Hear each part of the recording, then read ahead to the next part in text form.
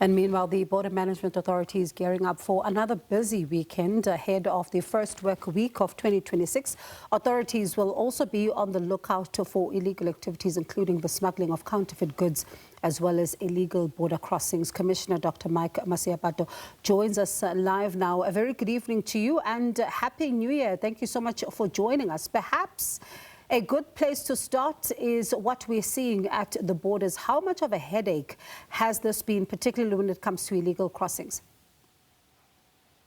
No, thank you very much, Bongiwe. We really appreciate this opportunity as the Border Management Authority. Yes, it is indeed a bit of a headache. You will remember that we are expected to facilitate the legitimate movement of people and goods.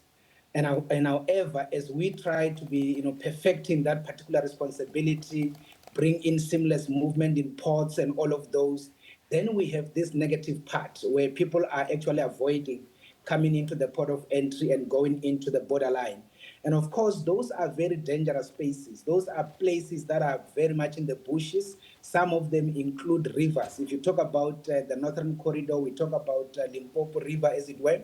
If you talk about our central border with Lesotho, you'll be talking about the Caledon River. And of course, if you talk about Libombo, we talk about mountains and all of those. But people do risk their lives and go into those particular spaces. And that is why we keep on doing the interceptions, and it makes the work a bit very much difficult. And that is why we are talking about over 7,100 that has been intercepted to date from the 10th of December. And when you're looking at the vulnerable places and where they are, choosing to go towards, is there any specific place that has been a headache for you?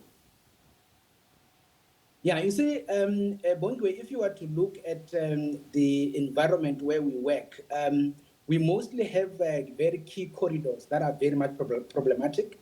The first problematic corridor becomes the Northern Corridor, and that is fairly the one that is with Zimbabwe, but ultimately being the corridor to the continent. So around that particular corridor, there are vulnerable areas that we have identified, and those are the areas that we monitor through the drones.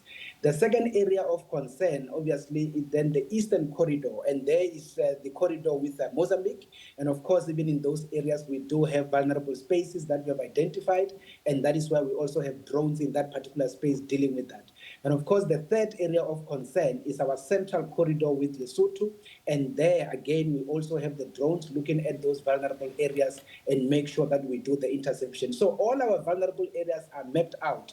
The only difference, Bongiwe, which is what the major from the military was talking about, is the fact that when they see a particular area becomes seriously handled, they start moving away and creating other corridors. And that is why now we see the Western Corridor, which is the one to Botswana, which was very much not problematic all this while.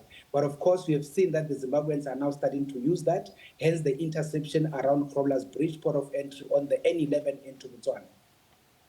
And when you then are preparing now for the visitors and those who are coming back home to make their way back into South Africa, right, how are you going to ensure that these vulnerable spots are also monitored now?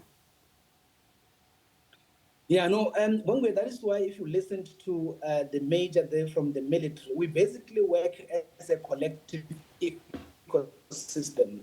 You will remember that we have the overall responsibility from a border management point of view to make sure that we deal with the various work, particularly within the context of border law enforcement. So on that basis, we do not necessarily work alone. When we come to this particular leg, which has started today, which is the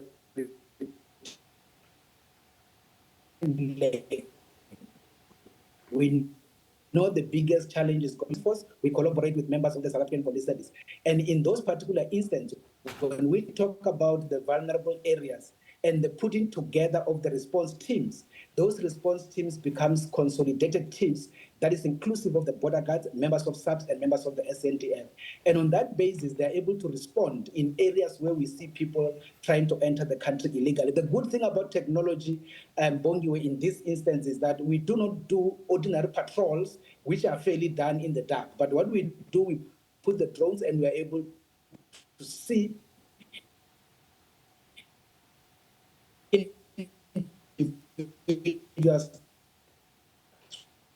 to come, and that is why they're able to do the interceptions. And that is why we even talk about the 7,000 plus that we have done in the past few days. It is on the basis of the use of technology. And quickly, your network is not holding up, but I'm hoping it's going to hold for this one. So there are people also coming back from cruises, right? Because we hardly speak about that part. Are you also, is it all systems go there? Do you have enough hands on deck?